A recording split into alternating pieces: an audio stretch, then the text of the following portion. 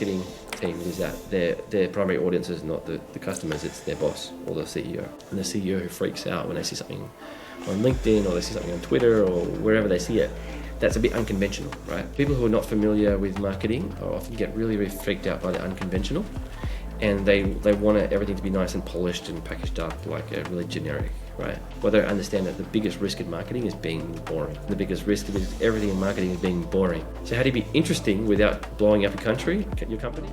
Continuously working to reduce the stuff that's creating noise in your life.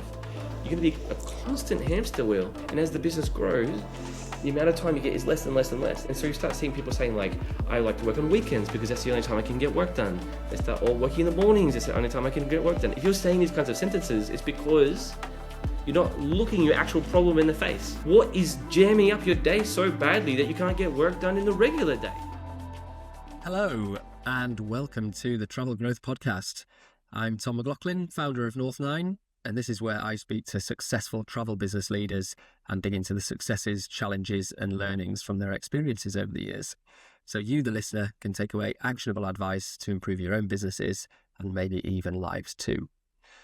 My guest today is the founder and CEO of Leatherback Travel, an 8-figure global house of brands in the multi-day tour operator space.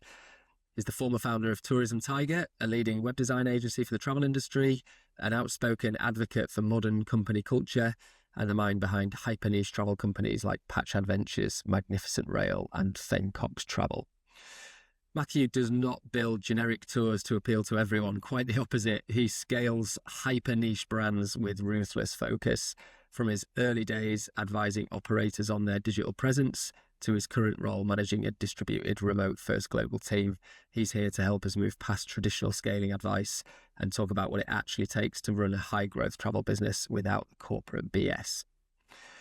We cover a lot together, from his transition from agency owner to global tour operator.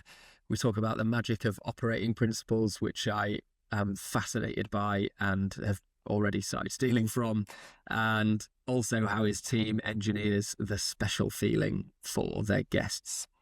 There's some truly inspiring examples of projects that they're working on as well that I think every travel company can learn from. So yeah, listen in. All that said, let's get into it. Please welcome the inspirational Matthew Newton. Matthew, welcome to the podcast. Thanks, Tom. Thanks for coming on. I've been following you and Leatherback for a while, and with some admiration and loving what you're doing and how you're doing things. So I'm excited to have a bit of time to grill you on it and understand a little bit more about what you've done, how you've done it, and I'm sure there's going to be loads in there to share with others that they'll find really useful. So appreciate you taking the time. As my team told you that I like being flattered. Everyone likes being flattered. Listen, I always start with like a how did we get here kind of thing. So maybe you could give us the potted history of what led you to starting Leatherback. I had a sort of unusual trajectory. I didn't complete university. I went on a big random journey in my 20s. I worked for KFC for a while. I got fired because I wasn't good at enough. Not because of attitude problems, just because I was incompetent. So great start to the career. But what happened was I got a job. I taught myself marketing actually in my free time, and I got a job at a marketing agency, and I got into the tourism space. A few years later, I started Tourism Tiger as a result. So Tourism Tiger is still going. It's as far as I'm aware, it's still the number one agency worldwide regarding tour and activity websites. So something like 150 websites active with them. I stepped away from that in 2018, but that was kind of like my big first foray into the tour and activity industry, right? Yeah. Was talking to hundreds and hundreds of tour operators all over the world, multi-day, single day, all that sort of stuff, and learning their businesses and trying to help them. One thing that was interesting though is that when you sell websites to people, you're selling, the people pay you out of their current income, right? And on average, our clients' income went up by 40%, the revenue went up by 40% year over year, right? Because we surveyed. But the thing is, that's really nice for the client, right? But for you building the website, you got paid out of the I feel poor money, right? Yeah. And so So as much as I enjoyed Tourism Tiger, and I really did enjoy so many aspects of it, I was kind of burnt out, right? And decided to tap out of being an entrepreneur for a while. So I went off to be head of marketing for Peak Pro, and a tour and activity technology company. Mhm. But after a while, the entrepreneurial itch started to really scratch. And same for my wife, Rebecca. She was very much into it as well. Like, her entrepreneurial itch was scratching again. Like, she started Tourism Tiger with me. And what actually happened was we found a women-only tour company for sale, right? And we put an offer in for the exact amount of money that she wanted. But she took a different offer from someone else who lived around the corner. Like, we lived like 1,000 kilometers away, Okay. and she just thought it'd be easier to sell to the person around the corner. But we were like so excited to buy this company that we're just like, screw it, we're just going to do it, right? But what we're going to do, we're going to delete every single thing they ever sent us, right? So we're not breaking the terms of our NDA or anything like that. And we picked a different niche. So this was the company we were looking at buying was kind of like action adventure sports, right? So we decided to go into the cultural off the beaten path space, and that was Patch Adventures, and Patch Adventures was born. We were in our very first trip in January 2020. Good time to So start a yeah, travel business. Yeah. anyone who has a memory will know the issue of that. So we ran 5 spectacularly successful trips, and then it just went away, obviously. And it's funny, like Rebecca at the time, she's like, "Well, I guess that's that, and we got to do something else." And I was like, "Rebecca, I gave you the summary version, Dom. I've spent years trying to be an Yeah. entrepreneur, right?" And I used to say to her and anyone else who would listen is basically, imagine if you've been hunting for gold your whole life, right? Then you find like this amazing stash of gold, and a flood comes in, right? You're like, I don't give a fuck how long this flood's hanging around for, how big this flood. I'm just gonna sit and wait it out. Yeah. And so that's what I decided to do. And in the end, it's a very happy decision because we've since launched not just Patch Adventures, but post-COVID, we've launched a whole bunch of new brands, and it's going really well. Yeah. Tell us what Leatherback looks like today then. Give us the zoomed out version of what it is, because there's a million different directions we can go off from it. But I feel like if we understand what it is, then we can go from there. So we have 7 active brands at this exact moment of recording, 19th of March, but that's going to be 9. There's going to be 2 within the next 2 weeks. So that will take us up to 9 active brands. Right. So basically what we are is we're trying to be anyway, a large group of small companies. So, I look at massive companies like Intrepid or with other companies outside the industry, and I'm just like, I don't know how to run a big company, right? I don't know how to do like complex corporate structures, how to keep, 3,500 people motivated. But I do know how to run a small business, right? I've done that before. So what we're trying to do is just build a bunch of small businesses, if that makes sense, right? So Yeah. each business is an independent unit, relatively. So basically the way it works is 2 brands works as a business. So Camino Women and Patch Adventures, those are our 2 women-focused brands. They work together as a team. Okay. Right?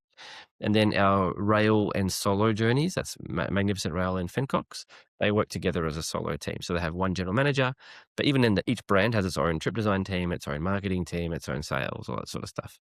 That means that like each brand can kind of stay very, very tightly focused on the issues that matter to them. And yeah, it's working out really well, right? People say to me all the time, like, why do you need to start all these brands? And I used to try to give like some sort of big business justification, just like, diversification and la da da da da. But the reality is that I I'm just telling people the truth now, which is like, I've got a lot of monkeys and a lot of cages in this brain, and they're all trying to get out. Right? And so it's effectively a vehicle of creativity. Is the best way to put it. We've got, I like to say, the best team in travel. Right. I really do like to say that. And I actually, it's funny because you're in the travel industry, but like, I guess you just have to have the second best team in travel. We'll give ourselves agency bracket so we can be 2 different categories. Yeah. Yeah, exactly. So now we've got an extraordinary team, right? People think I must be run off my feet every single day, but the reality is that I'm not. Like I get to dictate the pace of my own day. The average day I'm actually I determine my own priorities. It's very, very rare that I get dragged into anything, because we've got a really amazing team of solid people who are, I hate the word empowered because it's become almost like a cliche, but empowered to make the decisions they need to make. Yeah. I'm going to come round to team and culture and things like that in some depth, I think, because I've heard about what you do there, and I think there's a lot to take from it. Before that, Is there something you look for in when you're starting these brands? Like, is there a thread that's kind of like, oh, this is the thing that makes it fit into the group? Yeah, that makes sense. So the first thing we're looking at is it serving a niche? The thing we're taking advantage of is the fact that in 2026 we've got algorithmic marketing dominating the social media and online marketing space, that you can really target people. But not just that, you get rewarded for that. So generic, it's kind of it's like a butter knife versus a steak knife, right? Like the more specific you are, the more you cut through. So we attempted, for example, to launch walking trips at Patch Adventures, which is women-only cultural adventures for 50 plus women from New Zealand and Australia, right? So pretty specific niche. And not just cultural adventures, but off the beaten path cultural adventures, right? So we kind of specialize in Central Asia, Middle East, kinds of places where you'd feel maybe unsafe traveling alone, but you'd feel safe in a group, right? And then what happened is we launched a walking trip and no one really signed up. So I hit up a couple of the guests who I got along well with, and they're like, yeah, well, that's a walking trip. I'm looking for cultural trips, right? And so we decided to just have a go at launching a women-focused cultural and walking brand for 50 plus women and that works really well. Right? Yeah. And it's that idea of specificity, right? And so we actually see very, very little overlap between Camino Women and Patch Adventures, despite the fact that on paper, demographically, they're very similar, right? Yeah. So very, very little overlap. So that gives you a bit of a sense of how we started building out this thing. So Patch Adventures was meant to be women only 30 to 49. It ended up being women only 50 plus because that was the audience that resonated the most, right? Mm. So 50 plus, niche focus, and that's basically the two key things. And then after that, we're trying to figure out what's the missing piece. So for example, we're currently launching a couple of brands into the United States because we would like to balance the volatility of the AUD with the volatility of the USD, I guess. Yeah. Just trying to add more headaches to my plate. Right? We're hoping that will help balance out, right? Because every time the Australian dollar drops, it sucks, right, for us. Yeah. But having a bit of diversified exposure, as an MBA would say, would be good. But it's also, we've got an internal motto, which is to do cool shit with fun people, right? That's actually our mission statement. Our mission is to do cool shit with fun people, and we just want to keep on doing more cool shit, right? It's interesting because when you describe it, it's the audience that you're picking up on rather than, oh, we want to do this kind of trip. You're leading with, oh, we want to go to the US. Yeah. So what are they? How do you take that from, right, we want to get into the US market, to what's the actual thing that we're going to offer? Yeah. So I would say that I don't like to box myself in. So we have one brand that's less audience we're launching a brand right now that's less about the audience and more about the activity, which is a food focused brand. And I'm just doing that because I would really love to do it. Yeah. Not just that, like from a business justification, like we feel like if we can get really, really good at the food component on trips, that will help us level up our brand across all of our brands, right? All of our trips will benefit from the learning that we're already generating from that. Yeah. But beyond that, it's just a case of, okay, what are we good at? What are we seeing resonate? So Patch Adventures is still our most successful brand. So we're going to launch an equivalent of that into the United States just to take advantage of what we've already got built. Got you. And then after that, it will be, it will be an exploration. Really, it really will. So we're launching a knitting brand very soon, a knitting focused brand. So then again, that's less about demographic and more about interest group. Yeah. But at the same time, that interest is one that really resonates with a particular demographic, right? And that particular demographic, obviously being 40 plus women, that's a stereotypical demographic that resonates with knitting, and for good reason, because it is the demographic according to all the data. Yeah. Basically, 40 plus women they are the underserved demographic in pretty much any industry you can think of. Yeah. Right. They're like the forgotten demographic, especially in the 50 plus space. Yeah. So often I see it on LinkedIn all the time, like women over 50 are complaining about feeling invisible and unseen, and that the world like doesn't focus on them and leave them behind and stuff like this. So why not market towards a demographic that actually wants you to market towards them? Yeah. Right? So that's knitting travel. Mm-hmm. Yeah, interesting. We're actually going to do both. So we're starting out with a retreat. We're going to start out with a retreat business, so similar to Salemi Ceramics, which is our other retreat business. But then the idea is we'll build a tour component on top of that as well. Yeah, right. Cool. And then are these, of the companies you have now or are about to launch, are they all new businesses that you're starting from the ground up, or is it acquisition? How have you kind of built that up? Right. So we've acquired one brand, which is Carex Garden Tours. Carex is kind of an unusual name, but it's actually like a botany term. And yeah, we bought that. We bought that for 72,000 US a year and a half ago.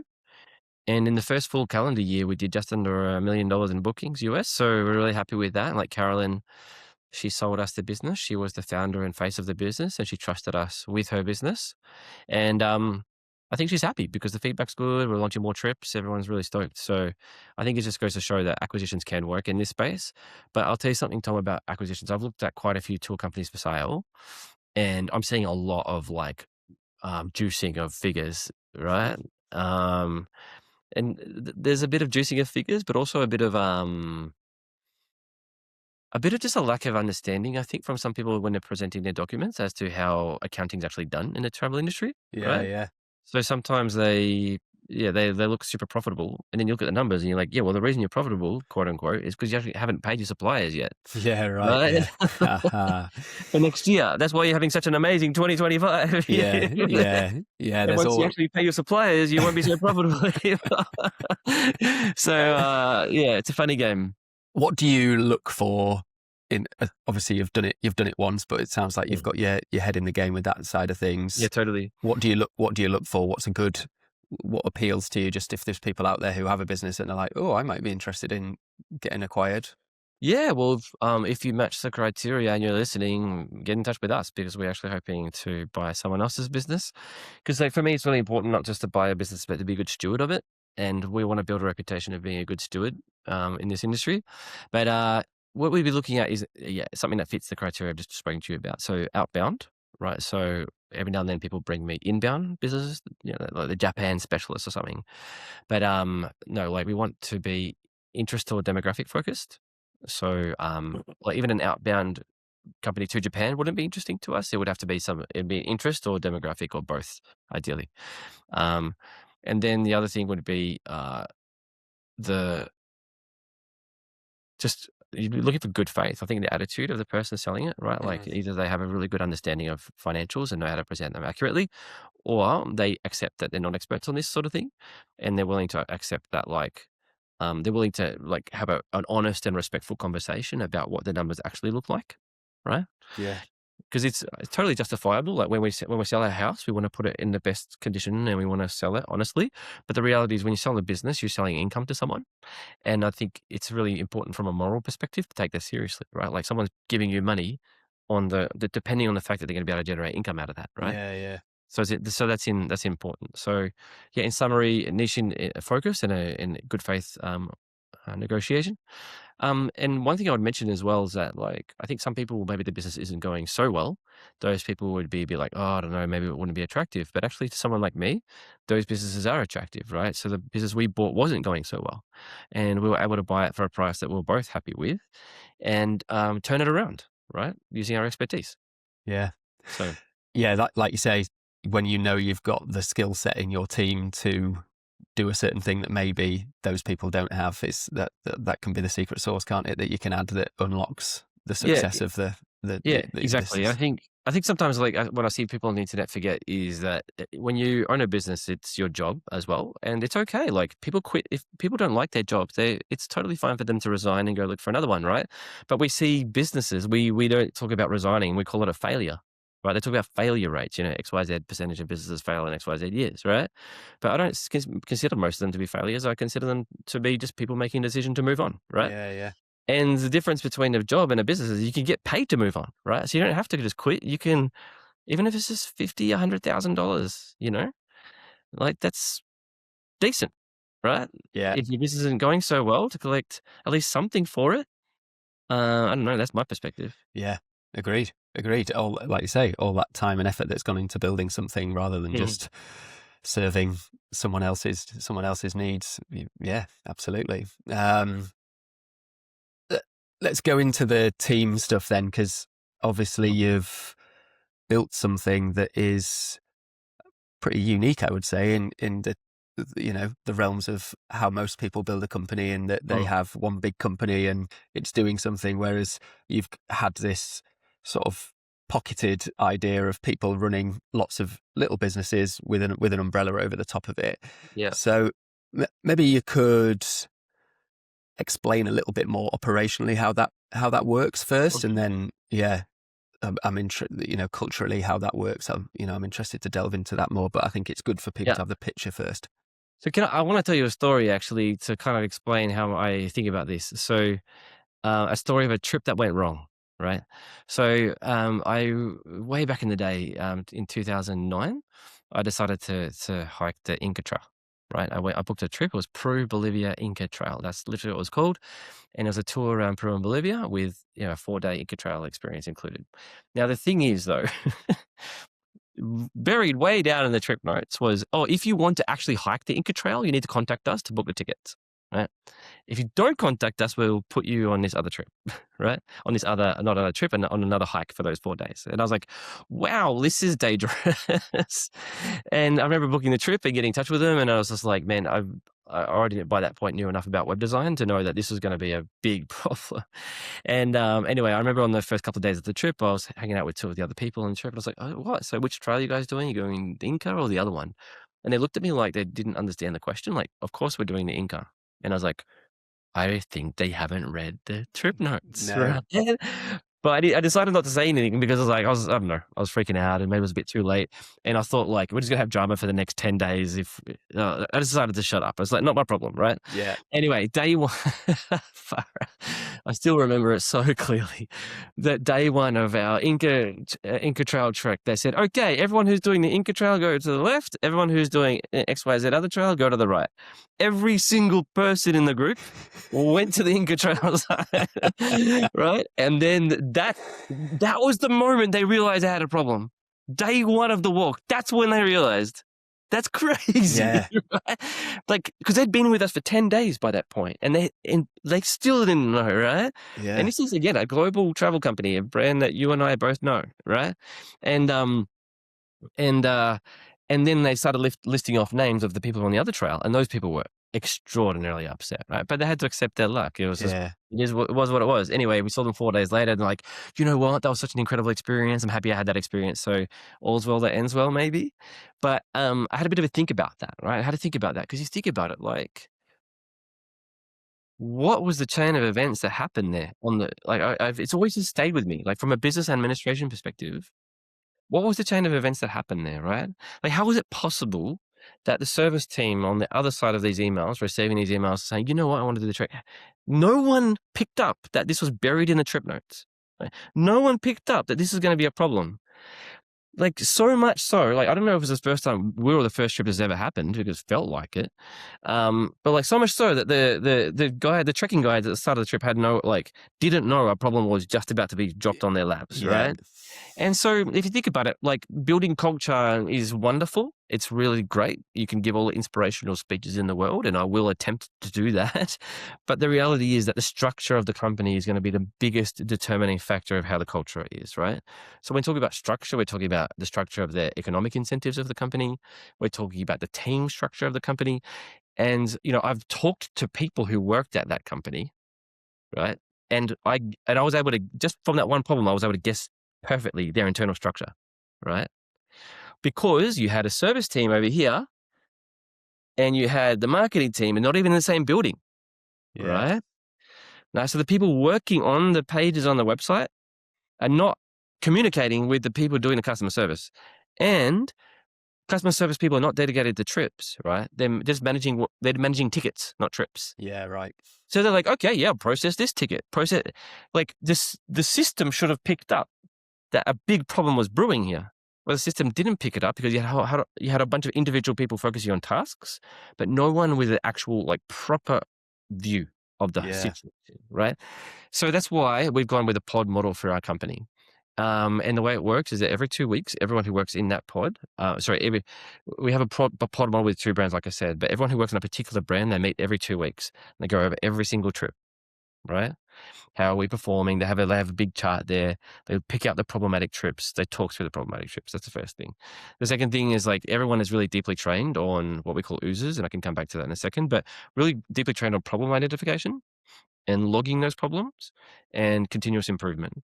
So every single week the whole company stops for 2 hours. So we have 3 teams. We have Americas, we have Europe, and we have Australia. So everyone in the company on the Australia time zone, for example, stops for 2 hours. You're not allowed to do anything else. You must work on continuous improvement. So you must fix something in the company, right?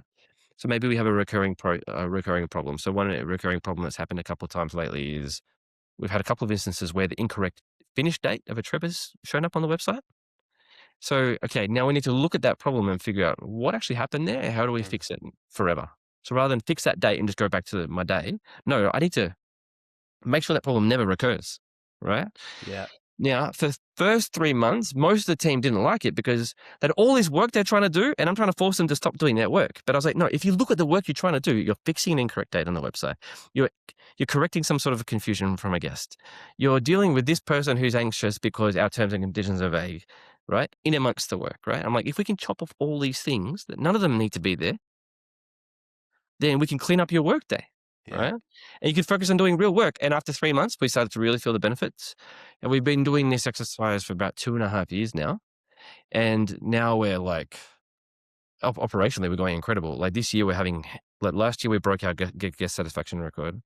This year, we're smashing our guest satisfaction records, right? Like it's almost perfect, actually, guest satisfaction so far this year. And we're almost 3 months into the year, right? And so all these little things add up. And they build into morale as well. Because like one thing I like to say is that the number one cause of unhappiness at a company is knowing that problems won't get fixed, right? Yeah. So for example, like when someone joins, everyone's had this experience. When you join a company or someone else joins, right? And after 2 months, they notice a problem and they suggest, why don't we do this way, this way? And then everyone's like, dude, don't even touch that. Like, this manager's very difficult. This manager's super prickly. Oh man, we've tried that 3 times and we couldn't fix it. Oh my God. Like, the eye roll that everyone has, like, dude, I know what you're talking about, right? But all those things add up, right? Knowing that, like when I speak to people who used to work at that company that I'm referencing, they're like, yeah, I'm not surprised. I'm not surprised to hear that you had that error. Yeah. Yeah. Right. And that's so morale killing because you want to feel like you work at the best team. You want to feel like you work at a company you can be proud of, right? And you want to know that problems will be fixed. How do you kind of prioritize or sync those things across the team? So if everyone has those 2 hours, how do you if people are saying the same thing, how do you decide who's going on to it, who's working on it? Like what can we do first and so on? Yeah, it's really tricky. I think the first thing is to think about that as little as you possibly can, right? So you'll have to think about it, but some people will attempt to build a huge dashboard and categorize and delegate every single thing and estimate and track. No, like you should only do that when you absolutely have to, right? So there's this idea that comes from lean, the world of lean manufacturing, which is fix what bugs you. So as much as possible, we're trying to get people in the team to fix something that bugs them, right? And ideally, they have the wherewithal to actually do that fix. So what we do is we train all of our systems right now. For example, we're doing a huge push where every single system we have, we're trying to make sure at least 3 people are capable of understanding, maintaining, improving, fixing that system, right? That's one aspect of it. So we're doing that systematically. To avoid single point of failure type issues. Yeah, and just to make it so like multiple people can work, so that is one thing, but also the person, we have one person who knows about that thing, so they're not just stuck on that all day. So they can also work on other improvements in the company, but also the context as well, right? If I understand how the systems interlock, I'm going to make better decisions, right? When I'm trying to improve this system, I'll know exactly what the downstream implication of my decision will be if I understand the following system, right? So understanding how the pieces interplay together is a really critical piece for that as well. But that being said, obviously we bumped into certain issues. So a few things we do is this. Number one, we try to always have a theme. The quarter, there's always a theme for the quarter. So the majority of the gardening happens around that theme. So this quarter that we're in right now, the theme is chop chop. And not in terms of running faster. It's as in like getting the scissors out, right? Yeah. So so some people are going through every single SOP and they're trying to strip out all unnecessary sentences, screenshots, and words. Other people have been going through the website and stripping stuff off of the website, et cetera, et cetera. We've been like, some of our databases have all these unnecessary fields that have been sort of building up over time. We're stripping those away. Like, we're stripping notifications away as much as possible, meetings, invitations to meetings, the whole thing, right? And so we've been doing that continuously for the last 3 months. And then the theme for the next quarter is going to be community. So we see ourselves as a not just a tour company, but people come to us with us because they're trying to join a community. So what we're going to be doing really is working through it and unpicking every single part of our process to see if we can infuse a community idea into that. Yeah. Right? And so different people work on different projects. But the thing is, yes, junior people or recently joined people, often they don't have the context. So what their pod leads will do is they'll give them tasks. It's like, okay, I want you, you're going to revise this SOP, you're going to revise this SOP, you guys are going to revise this process like that. Yeah. So there's a bit of a mix. Got you.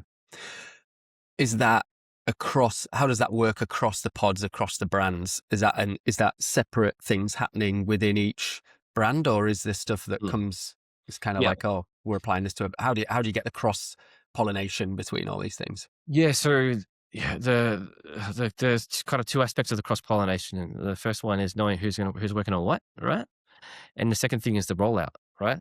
So the rollout aspect of it has been one of the most tricky bits, because this would be the benefit of having one marketing team all in one room and one ops team in another room, right? Like, there's definitely trade-offs to the system that we've got, and this is one of the most difficult trade-offs.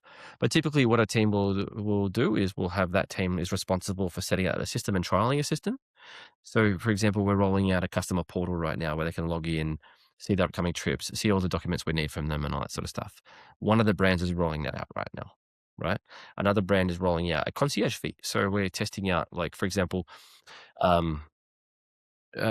fee on additional hotel nights. Because one of our DMCs, they brought us like a spreadsheet showing us that, like, our guests book additional hotel nights at a rate that is just way beyond any of their other brands, right? So, like, whereas the other brands, maybe it's like 2 people out of 20, we're at like 12 people out of 14, right? And you're like, dude, this is causing us a lot of operational effort and headache, right? Yeah. And so we're like, okay, we still want to offer this service because it's part of our service, but we decided to add a concierge fee just to show people, look, it's okay if you book on booking.com, because people were just nervous to book anywhere else because they're like, oh, maybe something will go wrong, right? And so one of the teams is responsible for rolling that out, right? And then we've got an iPhone app coming. We've got we're building a headless CMS right now as well. You would probably know what that is, Tom. I mean, I know of it, yeah, but I'm not a techie, so yeah. But for the listeners, Tom's just like, explain that for our listeners, please.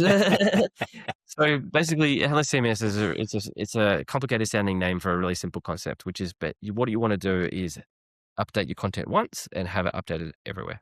So right now, for example, we have a print-friendly PDF and we have the website, and the itineraries are on both of those.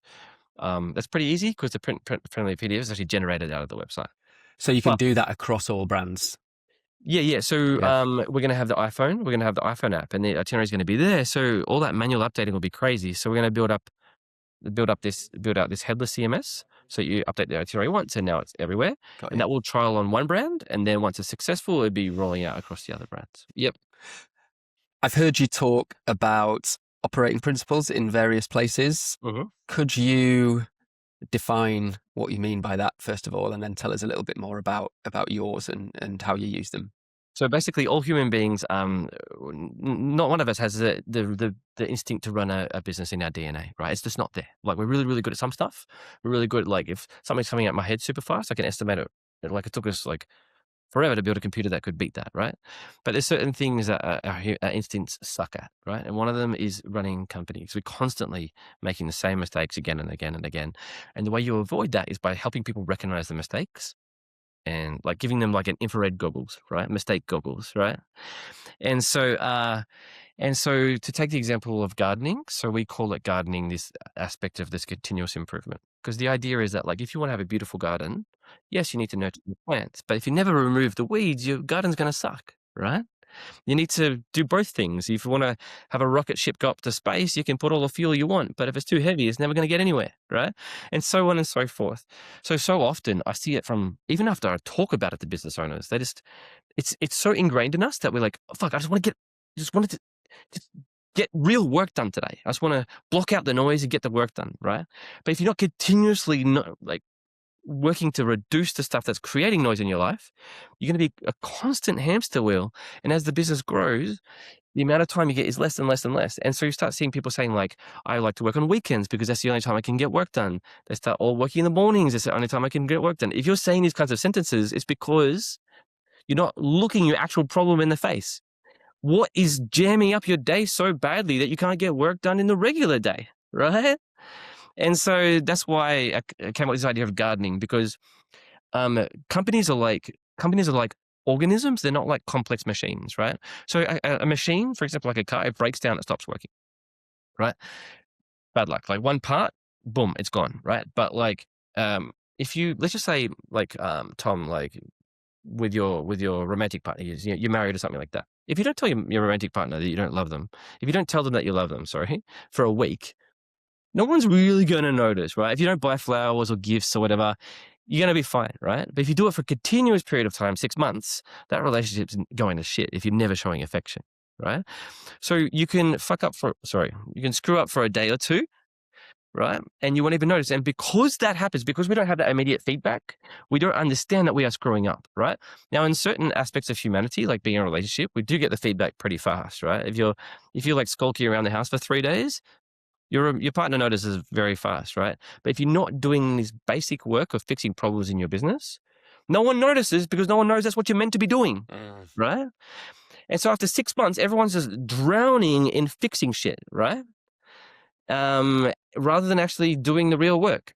So the thing is, if you want to do the real work, you have to first turn your attention to reducing all those stuff that's causing the weeds in your gardening. Yes. Anyway, we have a whole bunch of other concepts like this, right? So I'll give you one more just to pepper the conversation. And this is meatballs, right? So Tom, have you ever been to a dinner?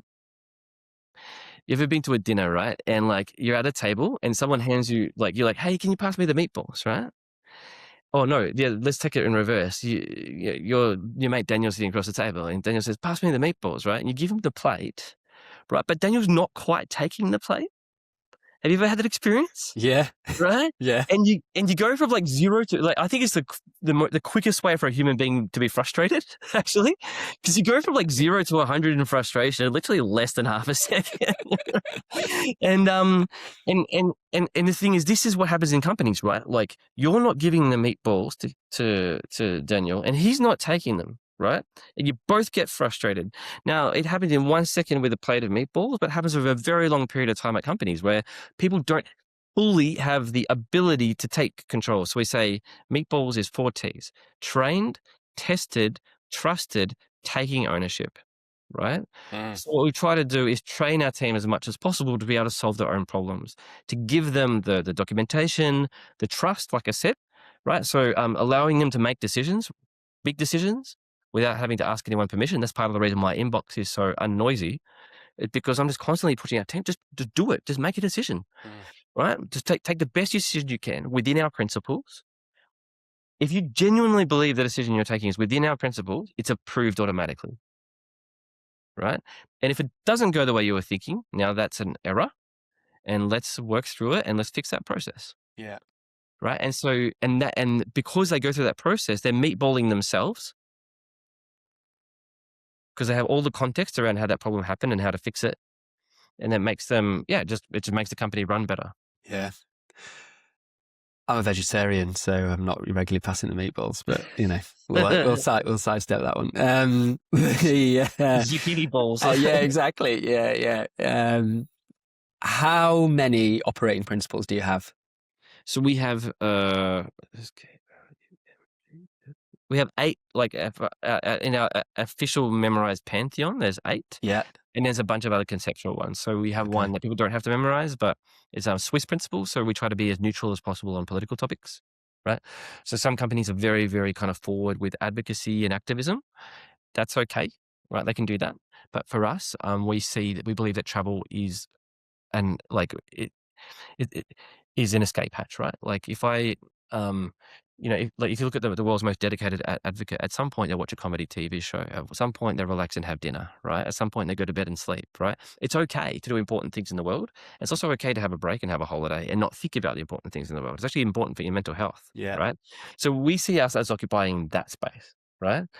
And so that's why we call it the Swiss principle. So as much as physically possible, we try to be neutral on any culture wars topic, any political topic. We just try not to engage, right? Yeah.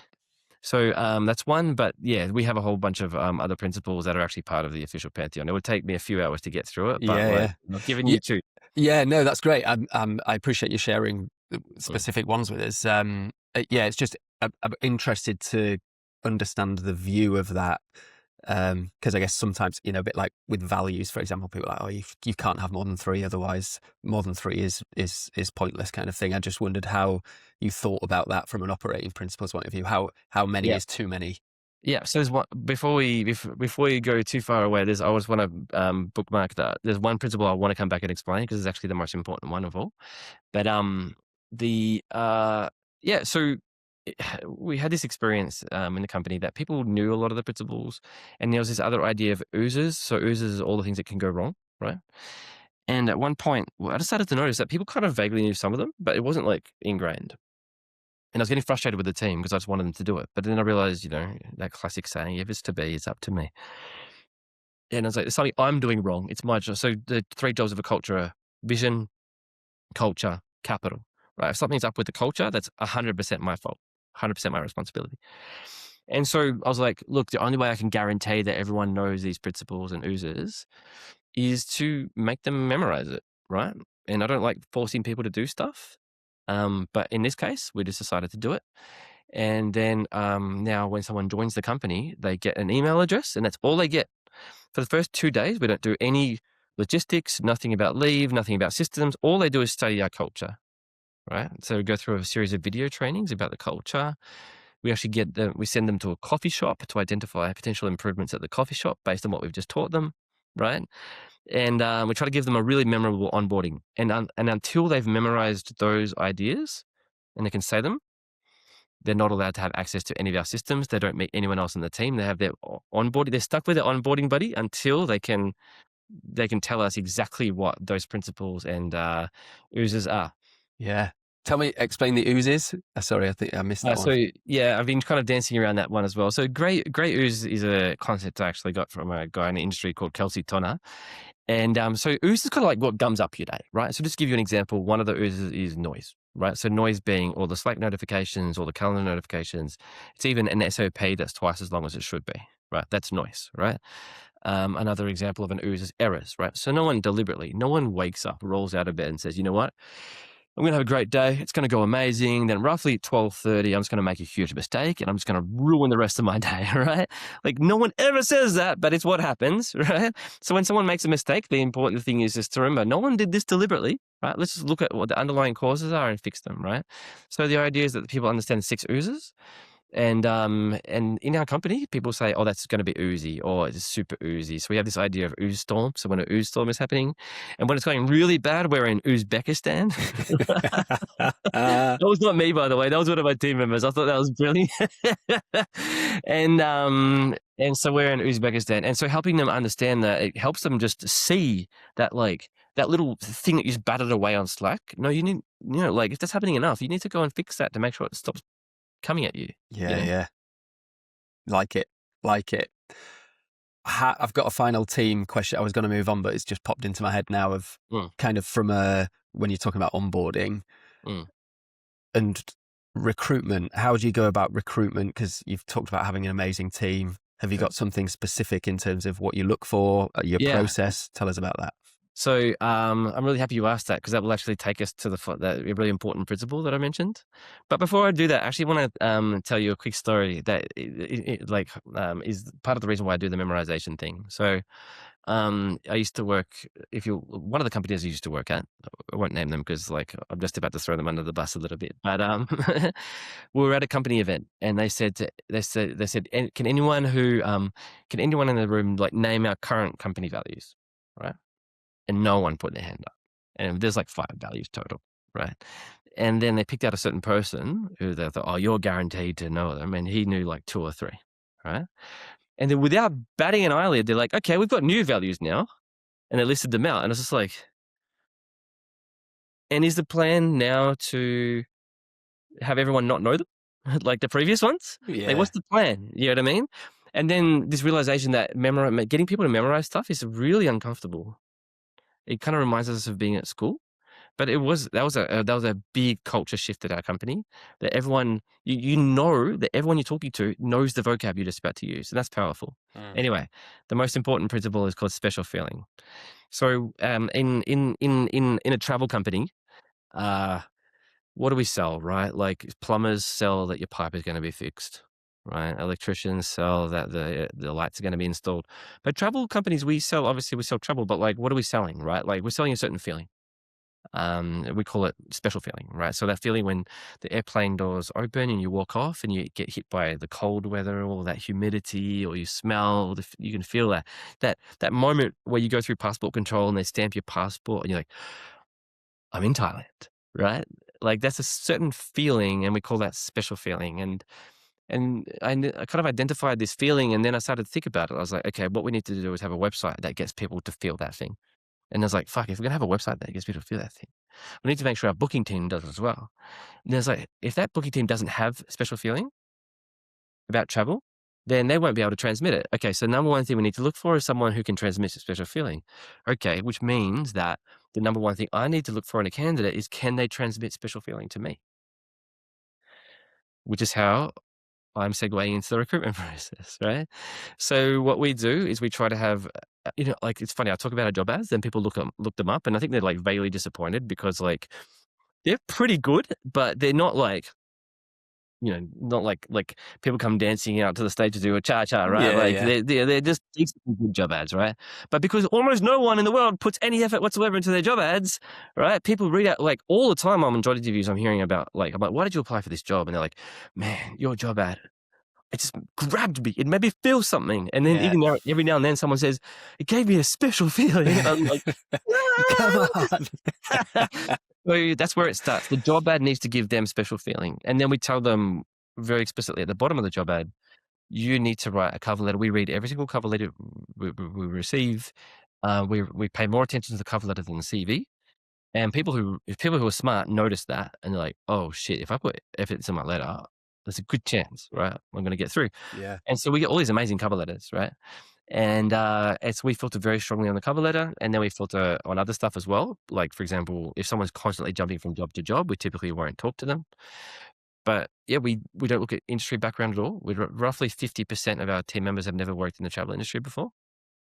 And that's the ratio we aim for, roughly 50-50. And then having them have SF all the way through the process is key. And then the onboarding process is critical, right? Making sure they have the best onboarding process possible. And I'm very confident we do, actually.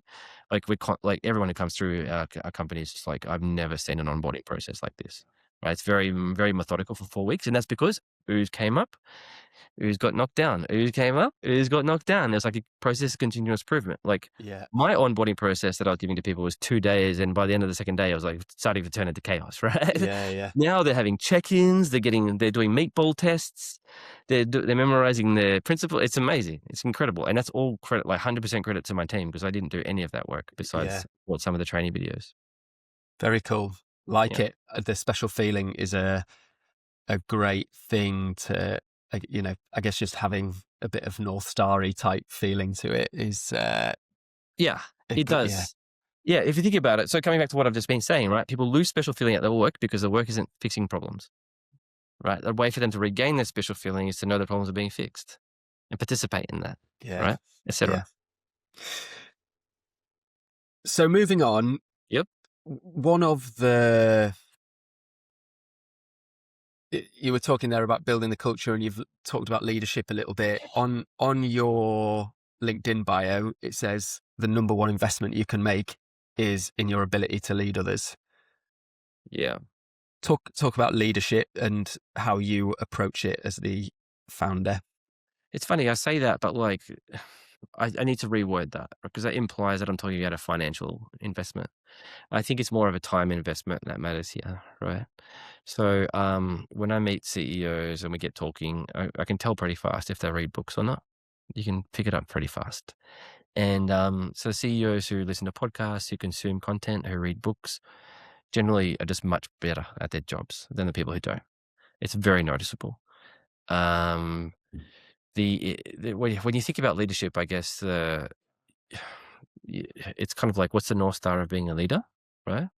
So the three jobs of a CEO are vision, culture, and capital. Like I said, they're always going to have additional jobs, but those are the three core non-delegatable jobs of a CEO: is vision, culture, and capital. And so, so to develop those abilities, one must read books and one must learn, right, from autobiographies, but also Jim Collins style books. And the idea of having strong operating principles came from Jim Collins, right? Good to Um, great. yeah, well, it's a repeated theme. I've read a few of his books now, so I can't remember which one has what, but like it's a repeated theme, right? I've read on the internet about how Amazon has the leadership principles and all of their leaders have them like down, like backwards and forwards. It's like, oh, I want that for me, right? So on and so forth. So in terms of leadership, I think like creating the environment for other people to succeed is critical, right? Yeah. Um, I don't know. It's kind of hard to distill into a couple of single key sentences, right? Educating yourself. I've already spoken about that.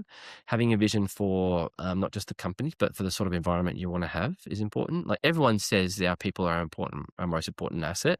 That's true. Well, if that's the case, then you need to treat them like they're the most important asset, right? So that's if you think about it, like if you have a Ferrari driver, right, and you want them to succeed, well, what are you doing to help them succeed, right? Well, you're investing, right? You're trying to create an environment where they can just focus on the driving, right?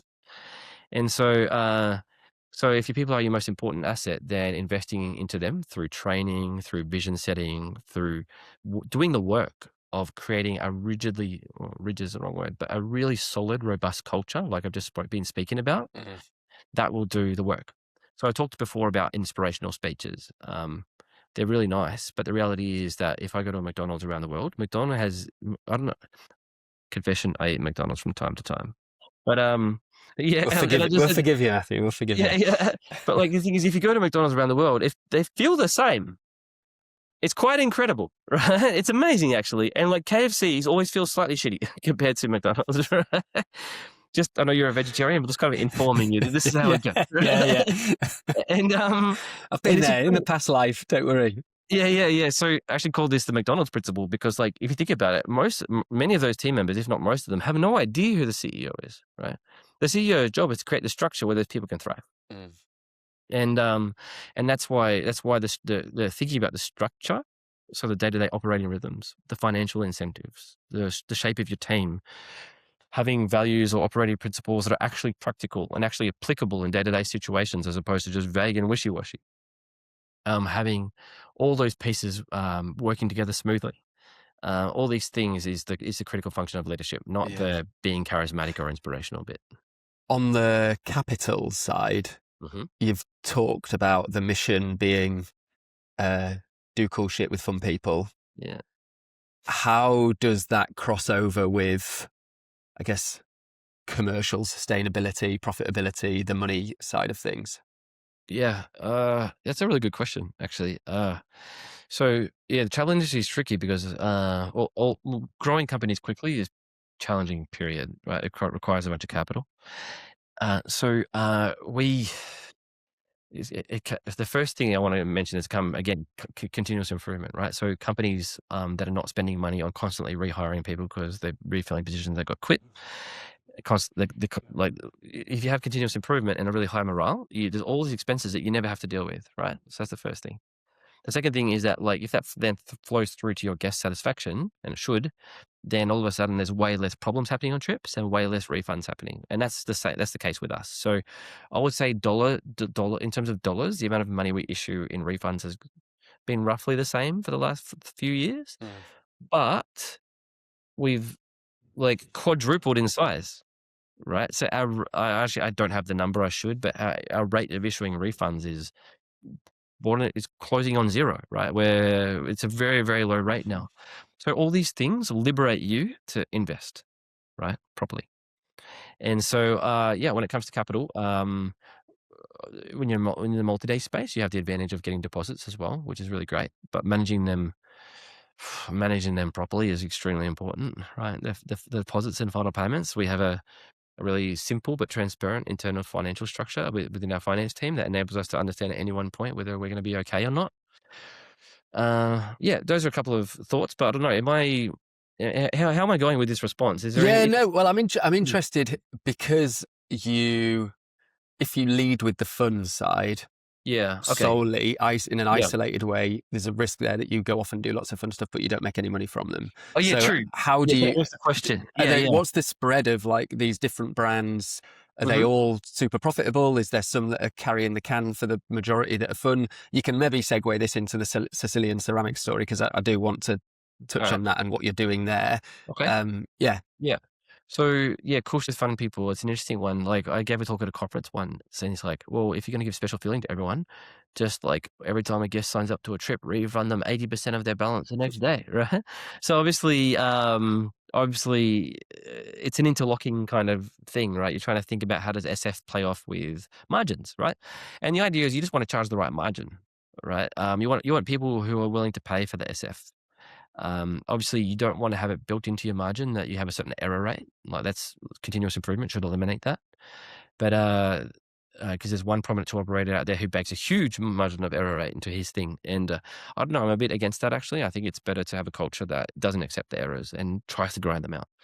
But yeah, focusing on making sure you have healthy margins, making sure you're doing the continuous improvement like I just told you about, right? Making sure that you're doing cool shit that people actually want to pay for. Right. But don't forget we're in an industry where people pay to have fun. They pay to do cool shit, right? So like the cooler the shit is, the more fun those people are going to have. So the more likely they are to give you their money, right? So that's what we found very consistently. When we cook up really cool concepts, people will flood in on the concept. If the concept is a bit dull, then we're having to work overtime to get them to go on that trip. So we're always trying to hunt out trips and concepts that people really resonate with. So, you wanted me to talk about Salemi Ceramics. So Salemi Ceramics is an interesting one. It's a completely different concept to all of our current projects. It's a ceramics school in Sicily. It's funny, it's our smallest project, but it's probably the one I'm proudest of. Uh, the basic story is I saw these Sicilian towns were advertising €1 homes in Italy, and I thought, oh, wouldn't that be a great place to put a tourism project, right? If the real estate's super cheap, well, then maybe the accommodation is going to be cheap and all that sort of stuff. And it's going to be an opportunity to build something special um, in a non-expensive place, and you can actually help people at the same time. It just feels like the perfect combination of everything, you know? So I went to this Sicilian town, and I found a guy on Facebook who, like, I literally posted on a Facebook group, and this guy responded and was like, actually, my town has a monastery that has just become available. Do you want it? Is into rent, and I was like, okay. And so I flew there. This is once the borders had reopened. I flew there, and it was amazing. Just this magical, like, if you're listening to this, like, stop whatever you're doing and Google Salemi Ceramics, right? Like, we got this really beautiful monastery, and it was incredible. So, like, we ran it in a very lean way, in the sense of we didn't have anything set up before we started taking bookings. Like we signed a deal to take the building and didn't do any renovations until the first bookings were through. And we used the money from the bookings to pay for the renovations and for the equipment and stuff like that. So actually on a net basis, it actually never required in the first year, like the total upfront investment. Like when I tell people, like if you don't include my time and my travel expenses to get there, which I guess you should, but if you don't, you're looking at like €5,000, right? Because the rest of the money just started to come from the students. Yeah. But then once we started to expand, we've put more money in since then. We've been buying buildings to set up accommodation. But even then, the investment has been not too big. And we're actually, it's growing to a very good level. And we've got basically a perfect online reputation, which is great. And it's just a magical thing to watch. Like this is a Sicilian town that is over the moon to get tourists, right? So just to give you a bit of context, they were within a 40-minute drive of like so many popular tourist attractions, right? In any direction, literally, you could just drive in any direction and boom, you'll bump into a tourist attraction that gets over 500,000 visitors a year, or some beachside town that's packed all year long, right? But because they're not on a beach and they don't have a famous tourist attraction, no one was visiting them, despite the fact that it's a gorgeous town.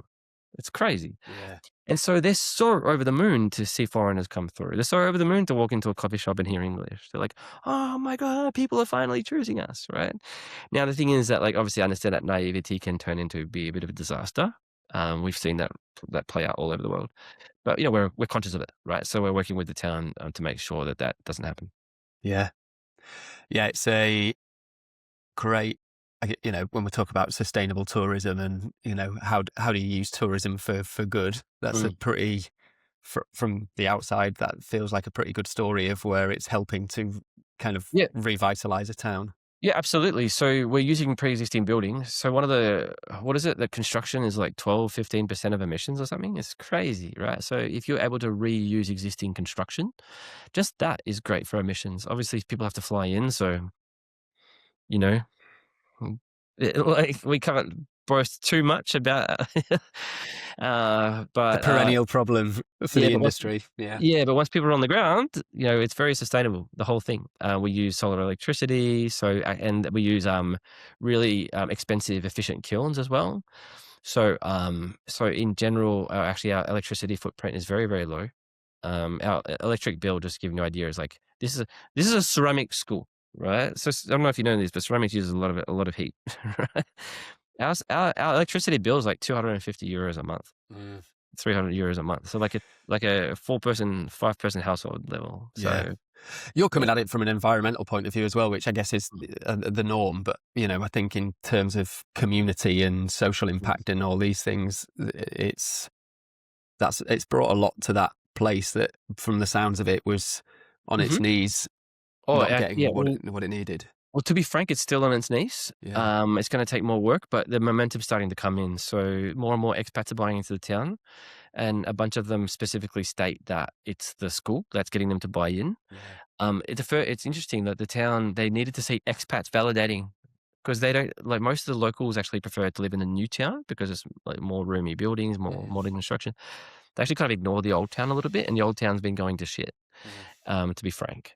But well, every single person in the town would admit it, right? But this project is helping turn it around, and we're seeing young people choose not to leave the town because they're feeling hope about the Yeah. future of their city, which is, I mean, small city, which is it's very incredible. And we've been hiring locals, but also, like, tons of people are making money with it. They had these apartments sitting there on Airbnb making nothing, and now they're booked out for the whole year.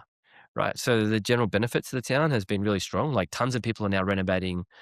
Like, there's at least 15 apartments getting renovated right now, so people can make them available on Airbnb. Yeah. Right. Which is funny because people often criticize the impact of Airbnb, but no, the flip side is that can be huge. And all those people who are benefiting from that renovation work, like all the tradies in the town, are run off their feet, Yeah. Yeah. busy as, right? Yeah. So Amazing. the flow-on effects of the whole thing has been incredible. Yeah. Fab. Yeah. You told us about the kind of origin story of marketing agency and marketing background, marketing jobs. Tell us what marketing activity has worked for Leatherback. How have you got yourself out there? How have you got the brands out there? Yeah. So Any shockers as well that haven't worked? Feel free to share those. So I mean, we've been pretty vanilla on this one. We use Facebook ads a lot. We use email marketing a lot. We use Facebook ads to drive people to our email list. I think the thing that kind of makes us unique when it comes to the marketing is that a lot of people tend to trend towards the generic, especially larger people. Like, so a big issue in marketing teams is that their primary audience is not the customers; it's their boss or the CEO. And the CEO who freaks out when they see something on LinkedIn or they see something on Twitter or wherever they see it, that's a bit unconventional, right? So people who are not familiar with marketing often get really, really freaked out by the unconventional, and they want everything to be nice and polished and packaged up like a really generic, right? But they don't understand that the biggest risk in marketing is being boring. The biggest crime, the biggest risk, everything in marketing is being boring. So how do you be interesting without blowing up your company? Well, that's step 2. There's all sorts of ways to be interesting. But in general, like, this is a big area of potential improvement for us. But because we're doing it better than the average company, it means that we stand out. just by being authentic, by being real, Yeah. by not leaning, not into cliches, by writing how we talk. That's a critical thing. Writing how you talk is so critical. Yeah. Like most people write, many people write anyway, how they were taught to write in high school or university. Right, too much flowery language, too much corporate style language, la da da da da. No, you need to be writing in such a way that feels disarming. It feels like, whenever I write one of our customer emails, I always try to say something that they would be like, "Man, I can't believe you said that." Like, companies never say this, Yeah. right? Yeah. So admitting that we got something wrong and not being like, not just burying it in We corporate language. appreciate your feedback. Yeah, yeah. Apologies for the inconvenience Yeah. caused. Safety is our utmost priority, blah, blah, blah, blah, blah, right? So every time I see this bullshit, sorry, I can't stop myself. It's too late, Matthew. Yeah, no, you can fucking shit as much as you want. It's fine. Yeah, yeah. Every time I see this bullshit, like often anyway, like friendly reminder. I've started taking a screenshot every single time I get an email or a text message that says friendly reminder. And I'm saying to our team, like, why is it reminders that have developed personalities, right? Nothing else is friendly in the corporate lexicon, right? But the reminders have taken on personality of their own. It's quite hilarious. Yeah. And the thing is, the reason people use it, by the way, is it was a great expression, but now it's so overused that it just causes people. It's got beige again. Yeah. Yeah. But the idea is to write in such a way that's not eye glazy, and that's hard. It takes a while to get used to it, but once you get used to it, it becomes natural. Yeah. You mentioned, so you said Facebook ads work well. Is that, I guess, because you have the very specific brands, you can go after the very specific audiences? Is that why it's worked for you, do you think? Are you going out, is it like lookalike stuff? Is it remarketing? Is it how you're getting in front of people in the first place? Yeah, so it's pretty simple. We put like an extremely open targeting and just let Facebook hunt down people when it comes to the subscribers, and then we do some remarketing or retargeting or whatever. Yeah. And in some cases we lock it down and say, like, only the people who've hit this page can see this ad, because sometimes we're just trying to fill up a specific trip, right? Yeah, And we yeah, just yeah. want to see the. But so there's a bit of a mix, right, of like what you might call broad retargeting, which is just us advertising and letting Facebook figure out who wants to see it, and there's also the yeah, like I said, like forcing Facebook to show it to who we want to, because sometimes Facebook doesn't want to do it, but it doesn't understand the strategic needs of our business. Yeah. Right? There's with AI, LLMs, ChatGPT, all these things popping up, I think sort of audience-led sales and marketing is even more impactful than ever. Like you if you're specific about what you do and how you do it and who your audience is, you're a leg up. So that's probably something that, like you say, those big brands now, it's hard because they're too generic across too many destinations, too many types of trips, and it's a struggle for them. Whereas when you're specific as you are, it's playing into that the landscape's probably feeding your way a little bit there. Yeah, the middle is going to be the tough place. I think like the Intrepids of the world are going to be okay, because like there's always going to be room for a couple of behemoths, but like all the ones who are kind of like a step down on them, I think they'll be the ones more to struggle. And then but it's like two ends of a barbell, right? You're going to have massive big brand, and you're going to have hyper targeted brand. Yeah, that's the way I see it. What about email? How do you approach email? Yeah, nothing. Like we try to remain as authentic as we can, right? And try to seem like an actual human being is writing it. But we send like a mix of interesting content and promotional content. Yeah. Like there's nothing, I don't think there's anything we're doing that is like revolutionary on that side. Yeah. But just trying to keep things human and authentic is the key piece. Yeah. I guess for you, the segmentation's kind of happened, doesn't it, already, by the time they get to one of those lists? Like it's, Yeah, we actually do very little segmentation. We have people sign up for wait lists for specific trips. And we do a little bit of like regional segmentation where we're like, okay, we know they're interested in this region, let's email them. But yeah, we actually don't do too much. Probably should. There's no big strategic reason why we're not doing it. It's just we've got a lot of stuff to do. Well, yeah, there's always the list, isn't there, and what's at the top. And if there's enough people coming through the door and selling us enough stuff, that's the thing with marketing. The thing with marketing is that you can generate a to-do list in 10 minutes that will take you an entire year to get through. Yeah. Right. So And if you've got a formula, again, one of the challenges, it's something I'm talking about a lot at the moment, whether it's to clients or events or wherever, Mhm. is that challenge of everyone is everywhere. So trying to work out where to put your time and effort as a small team is very difficult. So if you've Extremely got hard. something that's working, sort of doubling down on that Yeah. makes sense rather than trying to Yeah. put yourself in 7 other places. So I guess one thing I'm trying to focus within our team right now is making sure that like they don't focus too much on activity as opposed to effectiveness. Because yeah, like you can do a whole bunch of stories and notice that a few people will respond to them, but our audience doesn't seem to watch stories all that much, right, on Instagram or Facebook. And so I think it's a good idea to do from time to time. But like, some of our team members were sort of drifting into doing it all the time, and very tiny percentage of our audience was even seeing that, right? Mm. So I was a bit like, it's important to not get sucked into that trap a little bit. Yeah. And one thing I say to the marketing team is that like, because I'm a head of marketing, so I think the CEO should always be the head of one department. So I'm the head of the marketing department. And one thing I tell the marketing team is that like, if I was to do their jobs, I would be the least hardest worker on their team. I spend more time in the data than any of them do, and I would spend less time on the execution piece than any of them. Because orienting yourself by looking at your data and becoming like becoming one with your data is for me so critical, because then you know which. It's not about how many bullets you fire; it's about where you fire the bullet, right? Yeah. Yeah. Yeah. So Yeah. yeah, it's critical. Love that. Um,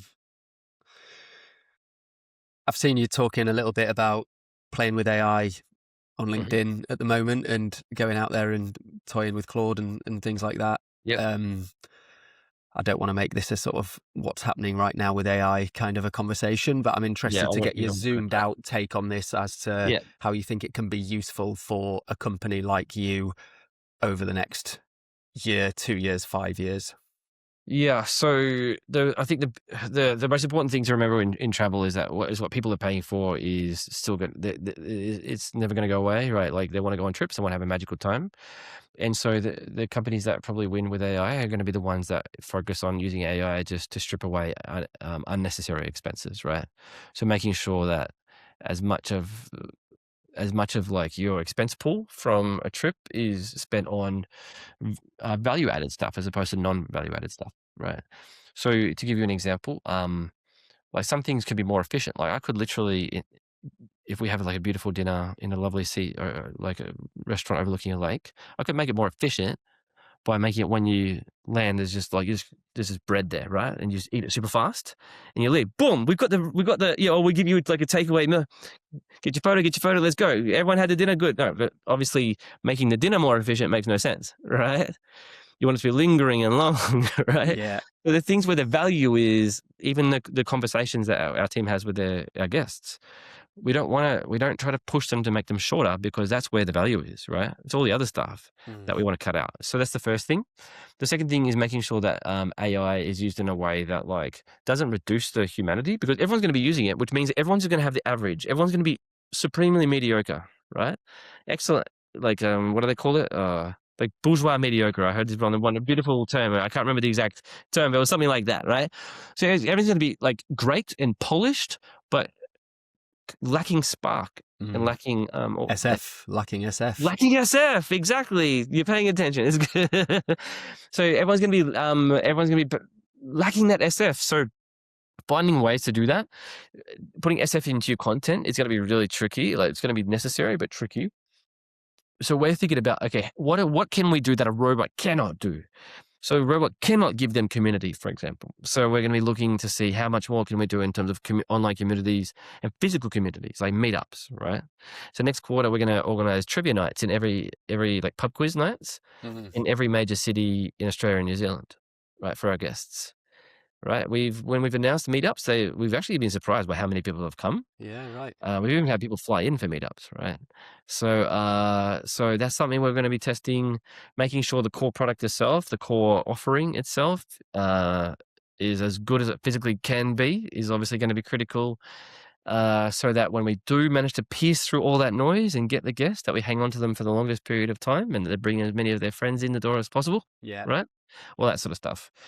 So yeah, honestly, even though I'm excited about AI, I think it has the potential to be a real big distraction. Like it should just be focused. Like I said, the key focus of AI should just be reducing non-value added work and making sure the team is spending as much time on value added work.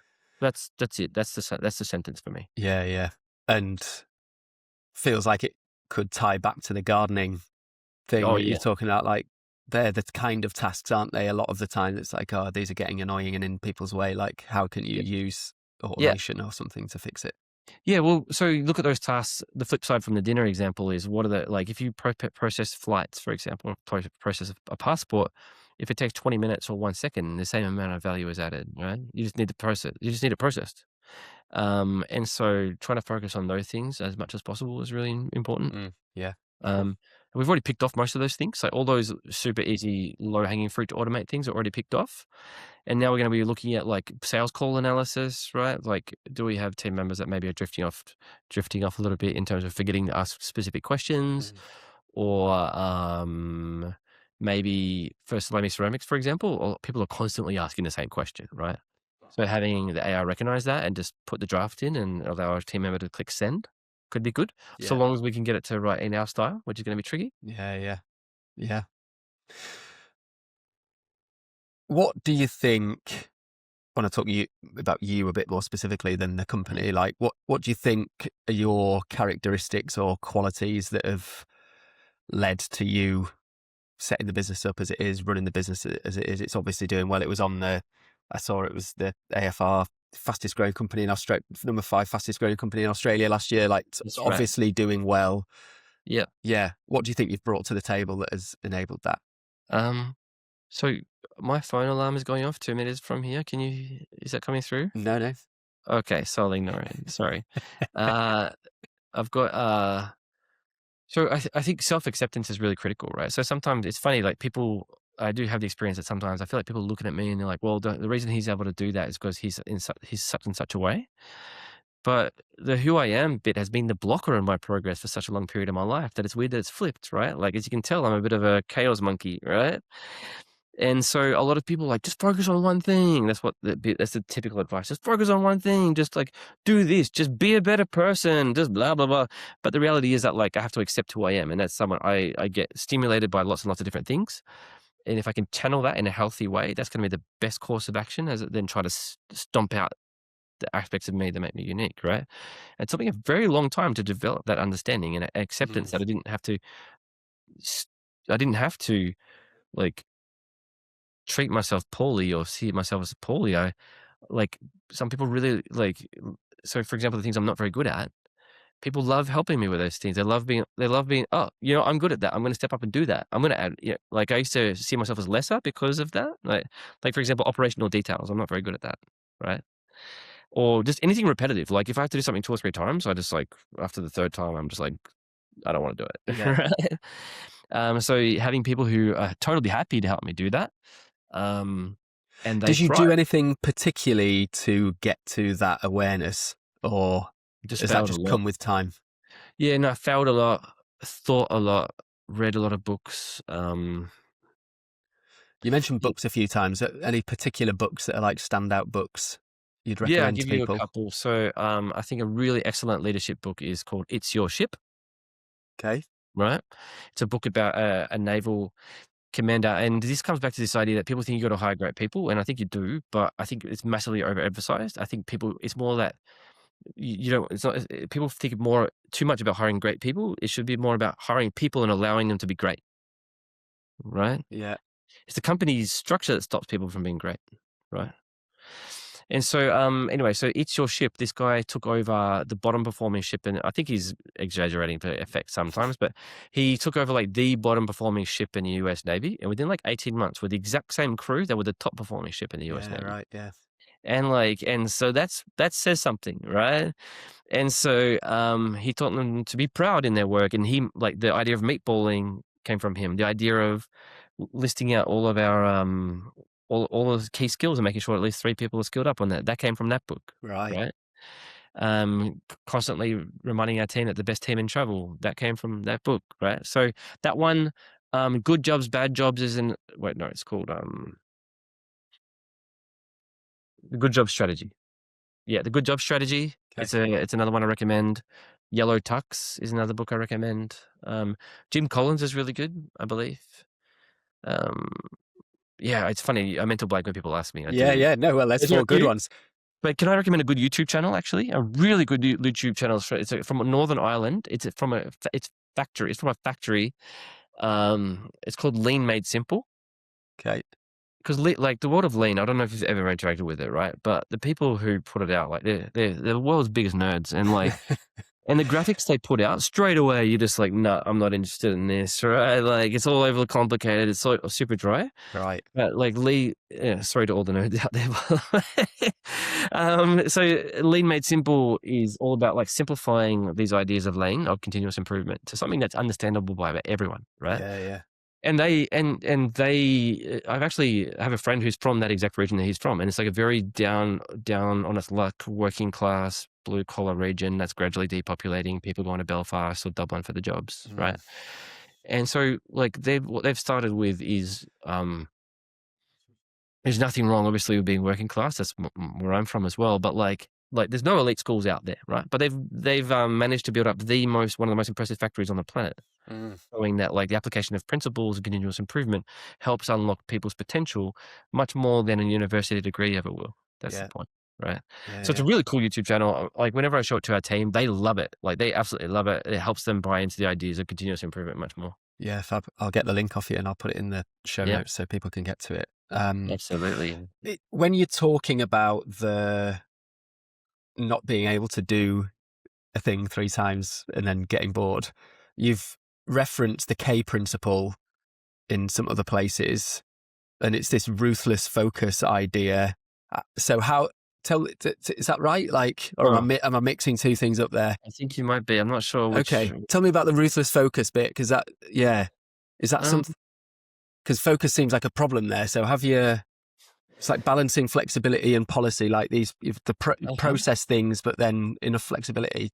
It's funny. I don't know what you've bumped into. Like, I don't remember talking too much about ruthless focus. Oh, I think I've been asked about it. Like, someone decided that I have ruthless focus. Oh, right. Okay. Yeah. But I wouldn't say that I do. Yeah. Okay. I just every single morning I just try to figure out what's the most important thing I can do today and make sure I get that thing done, and then get a few other things done, and I've had a good day, right? Yeah. But the K principle is more about like it kind of comes back to you talked a bit about this before, like when your principles are kind of conflicting with each other, or like commerciality or whatever, like what should I do, right? And so K is actually a name, KAY, and one of our highest spending guests, and she's just a very relaxed, easygoing person. She's very fair-minded. And so what you'd want to be doing is a bit like this person who's complaining about something. Are they taking the piss? In which case we want to manage that, or is this like a genuinely fair complaint? In which case we want to be as generous as possible, right? Even if the terms and conditions say that we're within our rights to say no to them. If K principle says you want to be generous because like this is a genuinely fair complaint, then be generous despite the fact that you have all the right in the world legally to say no, right? So, but it applies to everything, right? So like if like in our internal policies when it comes to travel, for example, right? Obviously we want you to have a comfortable bed. K principle would dictate that you're not in a 5-star hotel. Right. That's piss taking. Right. So like, it's like, that's what K principle is. It's like a tie break. It's the most common principle we use when we can't figure out what to do. Yeah. Okay. Right. Yeah. Nice. I like that. Time is flying by. So I've got a couple of questions to finish that I usually ask everyone. One's about growth. You're clearly on a good trajectory at the moment and have been for a while. What's the longer term plan? How are you considering the next few years building? Is it more brands? Is it build the ones you've got already? Interested to hear about that. Yeah, so launching new brands is the main part of the story, but then we're going to be looking at vertical integration, as the MBA people say. So we're opening DMCs. So we're opening 2 DMC offices right now. One of them in Central Asia, and one of them in the Balkans. If you want to have perfect trips with perfect feedback, Tom, get in touch with us. What else? Actually, one thing I really, really want to do is given that like we're multi-brand native is the best way to put it. So a lot of companies have multi-brands, but it just kind of happen through just patchwork acquisitions. Like very few companies start out from day one being a niche focused multi-brand kind of network. So we want to take advantage of that. and I want to partner with brands like external to the travel industry and give them travel brands, right? So the Smithsonian Museum, for example, runs tours, but many other museums have opportunities to run tours that are not, right? So maybe Yeah. partner with the museum and set them up with, I don't know, like Museum of Modern Art, like momojourneys.com, right? And be the operator of their trips. I think that would be tons of fun to work with a couple of brands. And I've been talking about as much as I can, trying to see if the universe will bring a cool brand to me, Yeah, right? yeah. Maybe work with a really famous individual, or I really want to work with an arts brand. So I want to like partner with like a paints manufacturer, like an artistic paints manufacturer or something, Yeah, and set okay. up painting retreats for them, that sort of thing. Yeah, yeah. Yeah, that's what I'm excited to do. I think That's a launching new cool brands for idea. sure, but like partner, because like the world we're living in with all this noise with AI, with all like also with people getting very, very fatigued on all the advertising for trips and also just Instagram and Facebook in general. I think to partner with other established brands where it would just make a lot of sense for them to have a travel company would be just a really great way to buttress what we've got. And so Yeah. I'm very excited to do Yeah. that. That's very cool. That does sound good. What about if you were speaking to someone who was thinking of starting their own travel business, tourism business in some shape or form? What would Mhm. your kind of recommendation be to them? Hmm.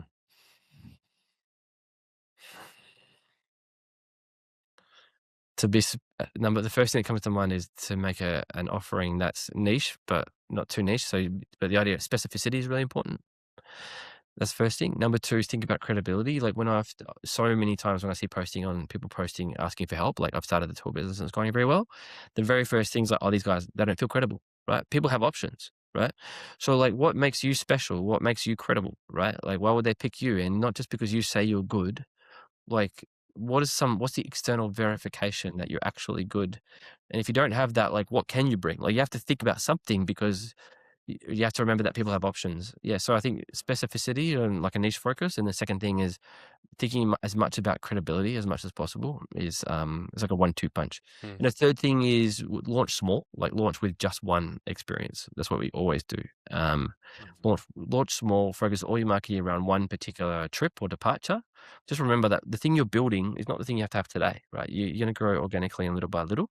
And often people just launch straight out the gate with 10 trips, or they try to launch with their vision, where it's like, no, think about what your vision and think about your little steps you need to gradually take to get there. That's the better way to approach it.